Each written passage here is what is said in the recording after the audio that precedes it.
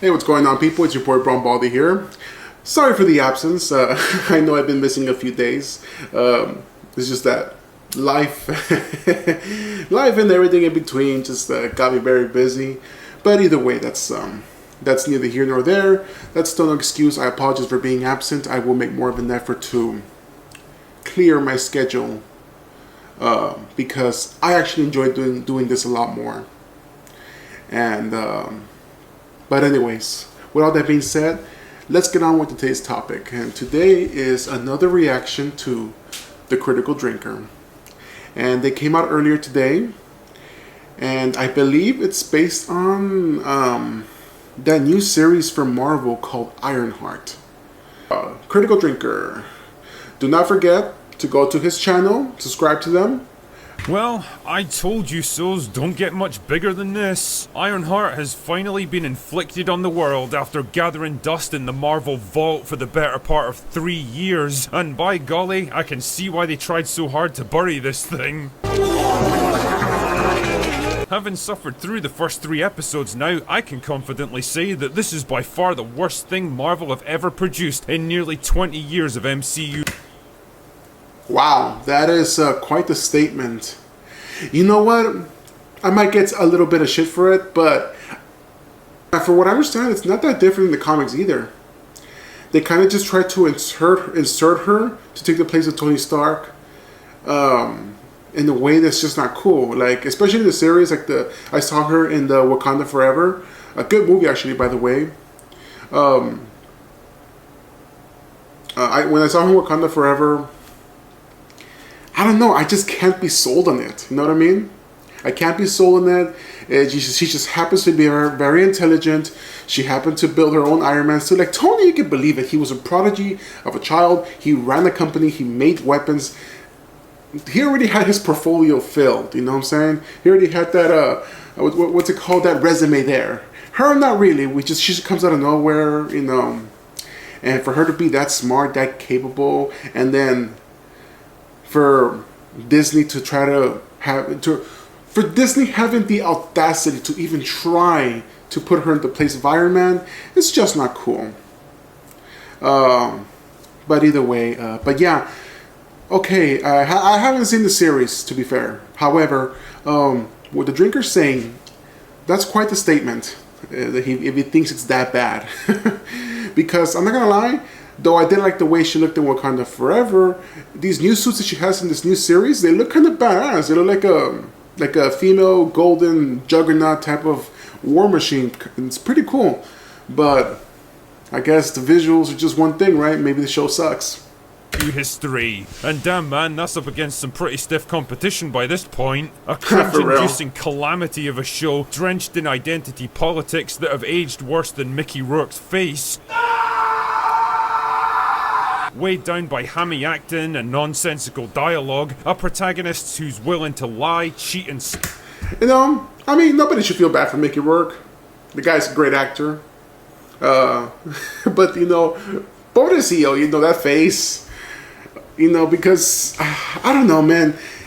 If I was as handsome as Mickey Rourke, you know, I would not mess with my face surgically, man.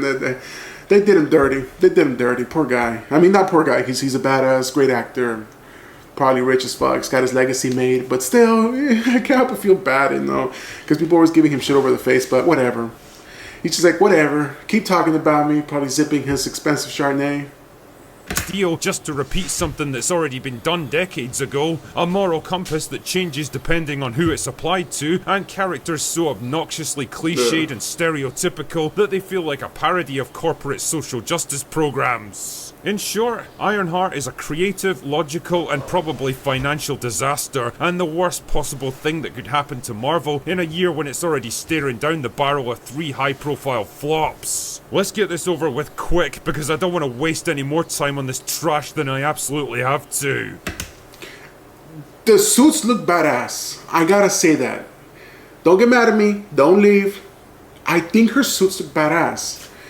But let's see what he's got to say. So the show picks up with nobody's favourite character, Riri Williams, a grad student at MIT who's been busted helping other students cheat on their exams for money. Riri's angry because she wants more resources to make Iron Man tech available to everyone and become even more famous than Tony Stark, who apparently only succeeded because he was a billionaire. What the... You see that shit right there? Like, how dare she? Like, how... I don't know if it's her or just the show. I mean, obviously not the actress personally. But that's disrespectful. I know they're all fictional characters, but they're revered fictional characters, you know. And that kind of disrespect is just uncalled for, man. Fuck! You've already been given a free scholarship at the most prestigious university in the entire country and 4 years of funding to construct your very own Iron Man suit, and that's still not enough for you? Do you realise how many people would literally kill to be in your position right now? Do you realise how fucking ridiculously arrogant and entitled this makes you look? Also, I hate to break it to you, sweetheart, but there's a very obvious reason why Iron Man suits aren't widely available in this world, and if you stop to think about it for just a second, I'm pretty sure you'll figure it out too.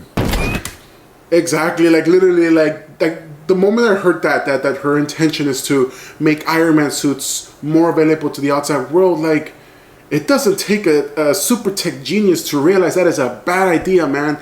All it takes is just one motherfucker, just one bastard who is evil as fuck to just wreak havoc on the entire world, man. God forbid he also happens to be intelligent and gets his hands on that tech, yo.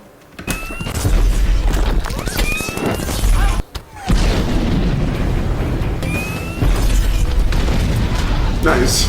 Anyway, when Riri rightfully gets expelled for causing massive property damage and subverting the school exam system, she does the logical thing and steals the Iron Man suit that she already built with university funding and takes it for herself. Son of a bitch! You know, for a show that's all about I can't necessarily disagree with her doing that. I mean, I did build it. Granted, somebody else bought it, but they wouldn't be able to build it without me, so... Maybe I'm not that innocent from the whole privilege thing myself.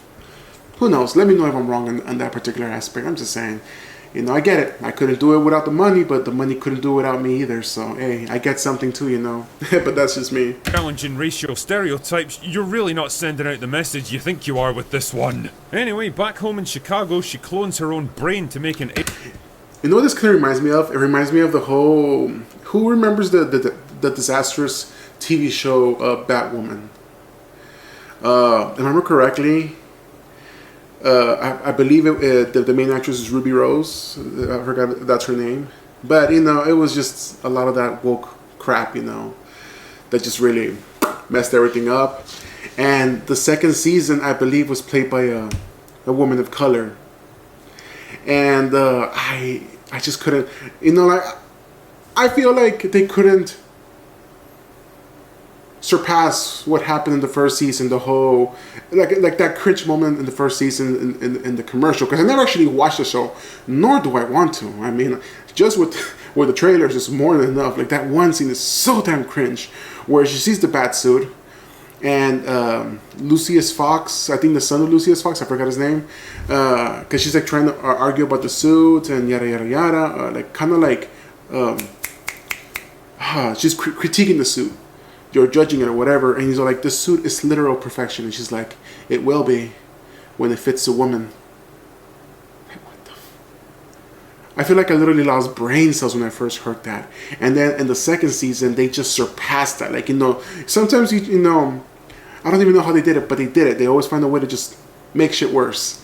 The woman of color, who she's not even a hero or has nothing to do with anything, she just happens to find the bat suit that was abandoned, you know, from Batwoman, and then she becomes the new Batwoman.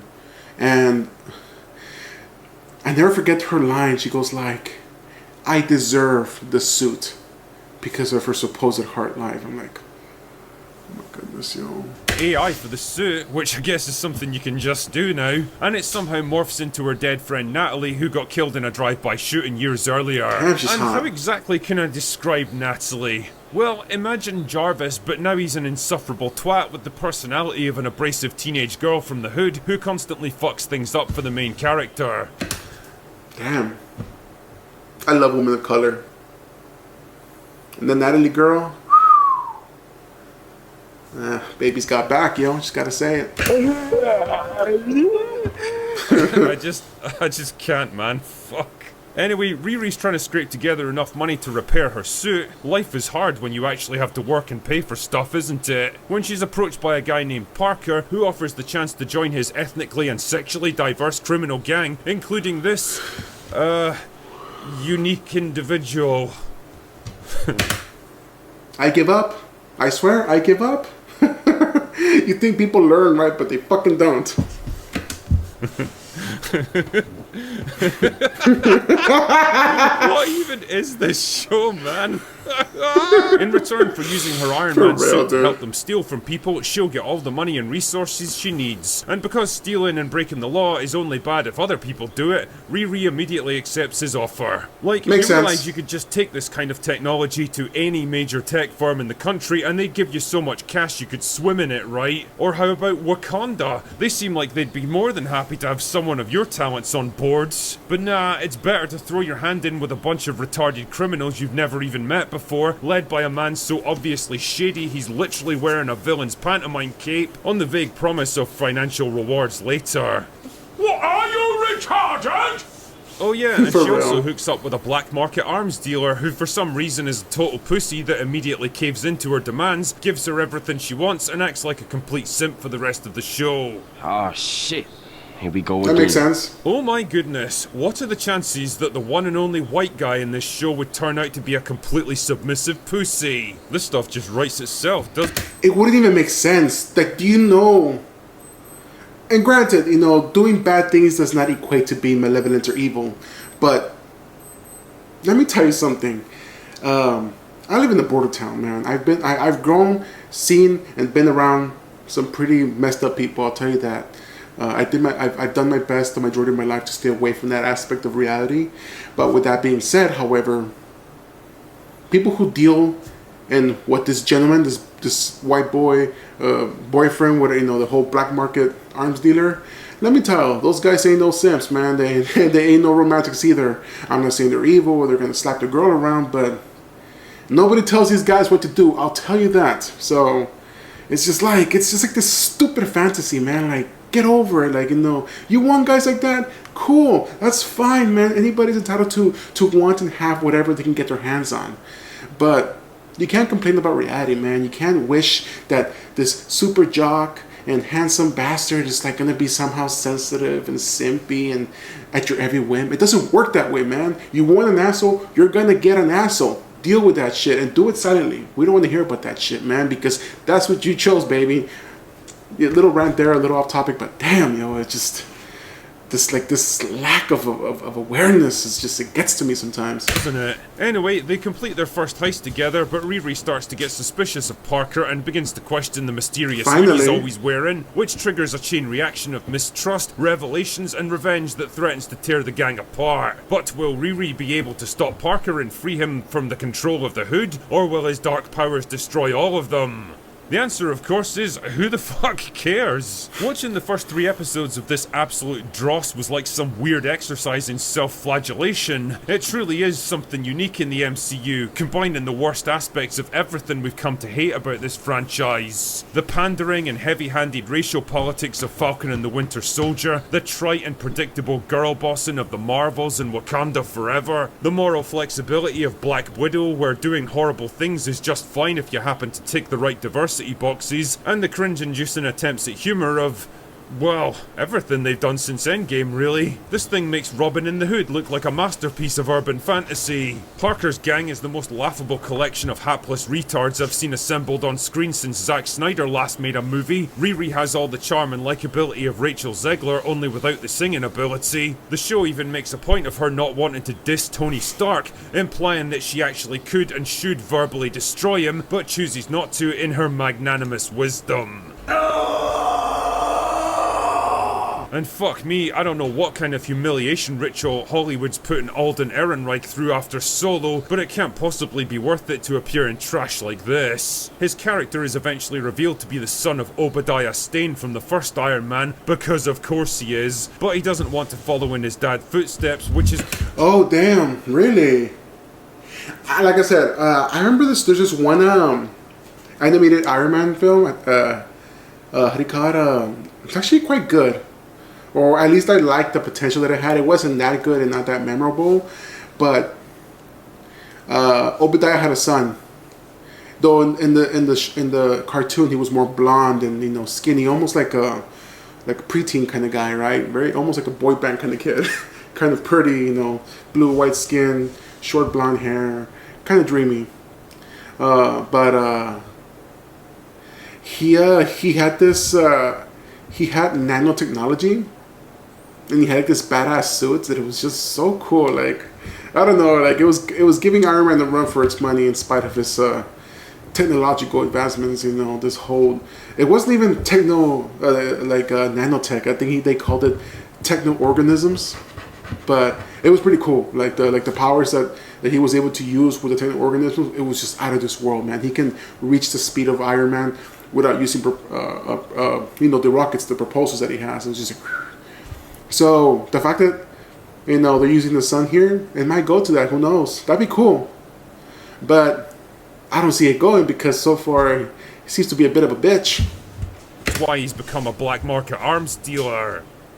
Wait, what? Also, you can absolutely tell this show was commissioned during a very different time in American culture, from the murals of dead community members, to the Black Lives Matter posters, to the constant reminders that things are just so much harder for people like Riri because of how she was born. It's actually kind of crazy now to think that stuff like this was once shockingly close to becoming the norm in cinema. But that was then, and this is now, and the cultural zeitgeist has well and truly moved on, leaving behind shows like Ironheart as dated relics of a time most people would rather forget. If there's anyone from Marvel who happens to be watching this video and you're wondering why all your new projects are failing and your franchise is falling apart, well, the answer is right here in front of you. It's because of shit like Ironheart. Preachy, unimaginative, derivative, low effort crap, recycling ideas that have already been done far better, only with a DEI paint job slathered all over it. It's the very worst of everything audiences dislike about your brand now, and it's the reason you're probably gonna have 3 failed movies in a row this year. I don't know what it would have cost to shit can Ironheart forever, but trust me, it absolutely would have been worth it. Anyway, that's all I've got for today. Go away now.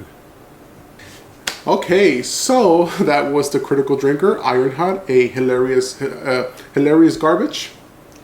How do you call it? Yes, Ironheart, hilarious garbage, but The Critical Drinker. How do you call it?